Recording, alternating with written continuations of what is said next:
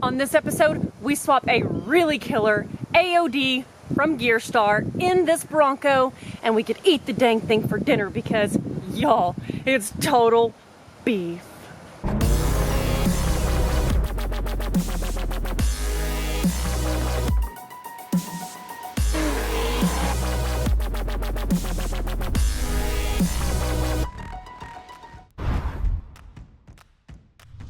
Time to yank this transmission out of this fancy box. That's a problem though. King Finley. This is not part of it. No, I just stored that in there. Twin stick. That twin stick came from Wild Horse's Bronco, and it's going to be so killer. Ever since we first got the Bronco, Aaron's been like, I really want to twin stick it someday. So, we're excited about that. This transmission came with a lot of stuff. A transcooler, ATF, really nice low car stuff, including a dipstick and the throttle cable. Dang, so snazzy. Bracket goes on the carburetor. In our case, the EFI. Yep. Hopefully it bolts on there. Yeah, I bet it will. They bolt up pretty well the same. How does it make you feel when I'm swinging a hammer right next to our transmission? It's making me a little nervous. I know, it's making me nervous too. A little bit. It's probably making y'all nervous. Sweet. Let's take the plastic off. Look at this beauty. Oh man, that thing's nice. Oh my gosh.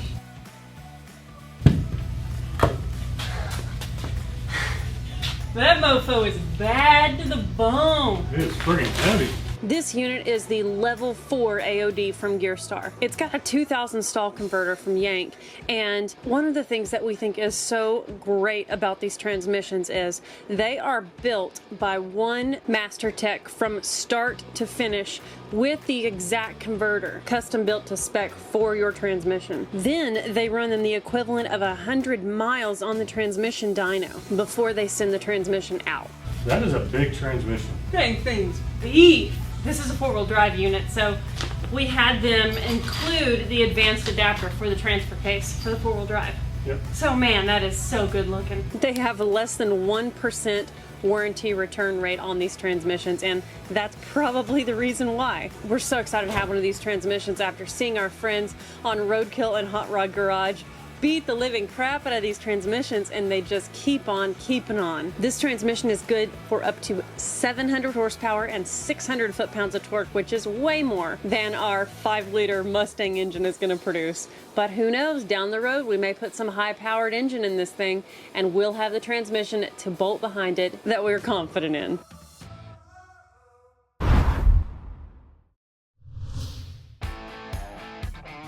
Time to do some degreasing on this transfer case. I used one of the gunk wipes to wipe down this side, so it's pretty clean. I'm gonna try to swing this around for you. I think what I'm gonna do, instead of ruining a bunch of wipes on a lot of the layer of grease that's on here, I'm gonna use some of the engine degreaser on it and then wipe that stuff away with the wipes. I think that's the plan. We'll see how that works out.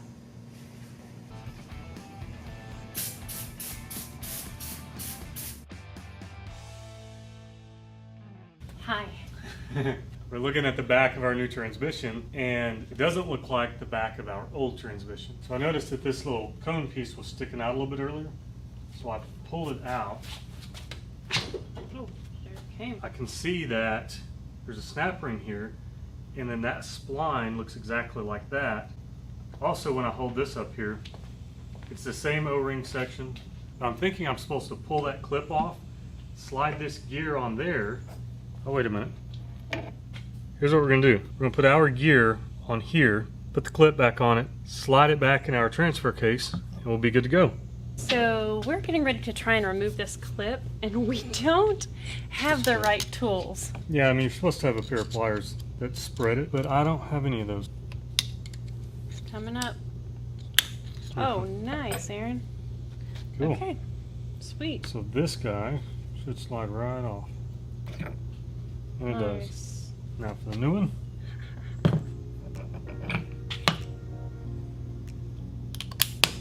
Yeah. I think it's down on that channel. Yeah, it's in all the grooves.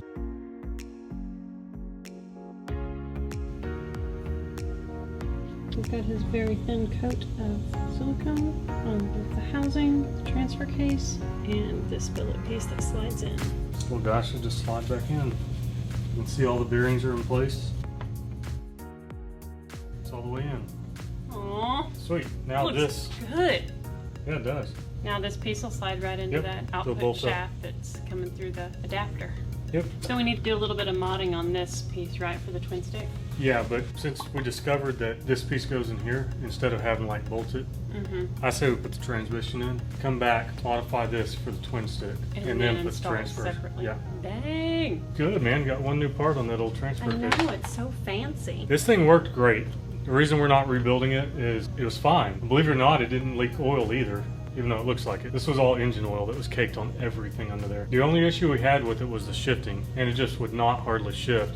And it was because the linkage was worn out. But we're fixing that with the twin sticker. Yeah. It's gonna be legit. I want to put a transmission in. Well, let's do it.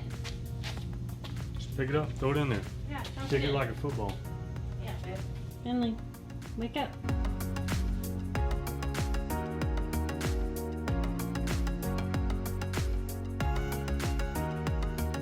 There's a tranny under here.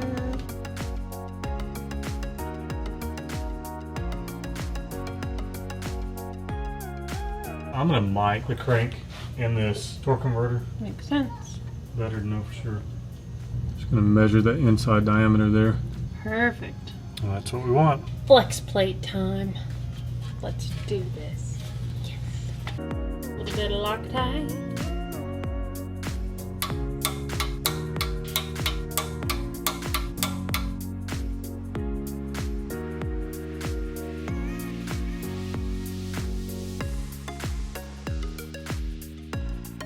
Transmission bolts are the most fun. Well, we still need to tighten them, but they're in. Babe, this thing looks so tough in here. Yeah, it does. Oh my goodness. Heck yeah. If you're a nitpicky keyboard warrior, I bet you've already written about this mess of wires under here. Isn't that just magical? It's not our handiwork. Someday we will get under here and fix it. Get a bunch of wire care goodies underneath here and fix the wires, actually put them in loom and organize them the way they should be on the frame rails. Right now it's just a wreck, but it works.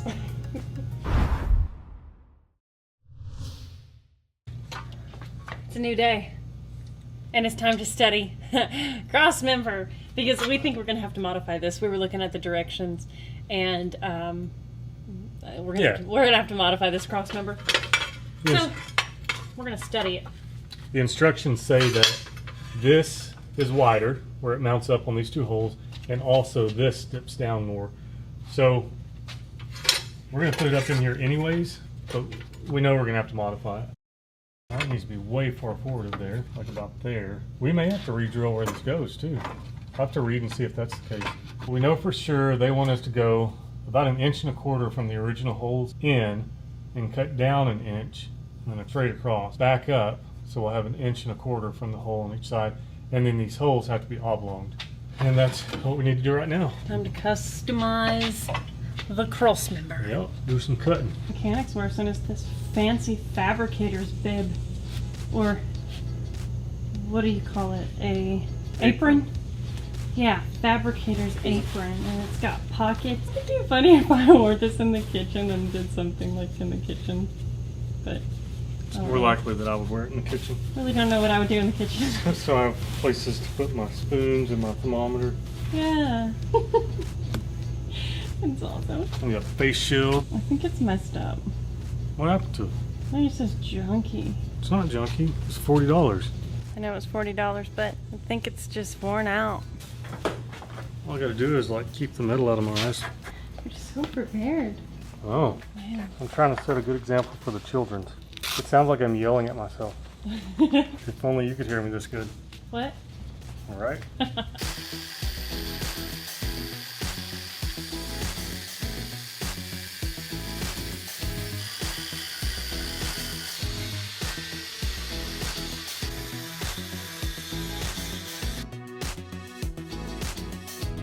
Looks like it has clearance now.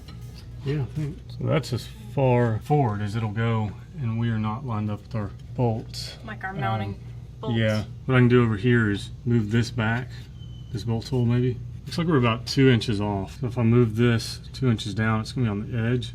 So I need to weld something out here to help support it, or drill new holes. I think I'd rather modify these brackets than drill new holes. Right, because the frame's boxed. We have to go all the way through the frame. It's boxed, which makes it very difficult to get a drill bit straight. And when you do, it'll start pinching that frame and bringing it in. And the other ones are actually tapped in. They've got little plates in there that they're tapped into. So I'd rather use those. And then we'll just modify this. I think the next step is take these side brackets off, get this thing bolted to the transmission. That'll tell us exactly the location of these little guys. Cool, that'll be easy.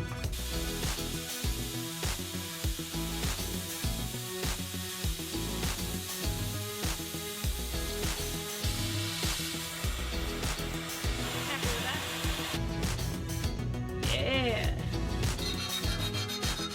So the first time I got to use a cutting torch was cutting out suspension on Garfield the truck, and that was so much fun. But it was like just hacking stuff out. This was the first like precision cutting I'd done with a cutting torch. That was fun. I'm not sure you can call any torch cutting precision. Precision, right? Because a plasma cutter would actually do precision stuff, but I don't know, plasma really wouldn't either. Oh really? Drilling is like the only thing that's It's like precision. when I see plasma cutting, I think that that's like so killer looking. If you have a machine that does it, but by hand like this, it would probably look similar to that. Pretty good. Thanks, babe. Appreciate that. So the next step is to pull the cross member back out, drill the new holes on the outer brackets, and then put the metal back in the center of the actual cross member to re-strengthen it, and then it should be good. As you can see, we have a ton of work left to do before the transmission is totally installed, but this episode is going to be finished now because we move on to installing the twin sticks and the transfer case, and it just became too long of an episode, so I wanted to break it up into 2 episodes for you guys. I do, however, have that one almost all the way finished, so I'll post this one today, and then in a couple days you'll see the transfer case and twin stick install, and then after that we will finalize that cross member and get everything all together and drive shafts and all that good stuff. We have so much to look forward to. P.S. We haven't even touched the engine since we installed it, so we've got the EFI, all the wiring, all the fuel system stuff to do.